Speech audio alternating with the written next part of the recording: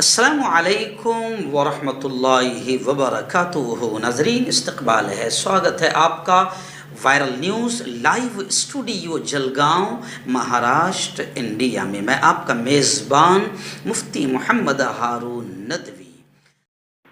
ناظرین، آپ جانتے ہیں کہ اس وقت ہندوستان کے گجرات کے ایک مشہور و معروف عالم دین حضرت مفتی کلیم صاحب لوہاروی، استاد حدیث و فقہ، جامعہ اشرفیہ راندیر کا صبح انتقال ہوا۔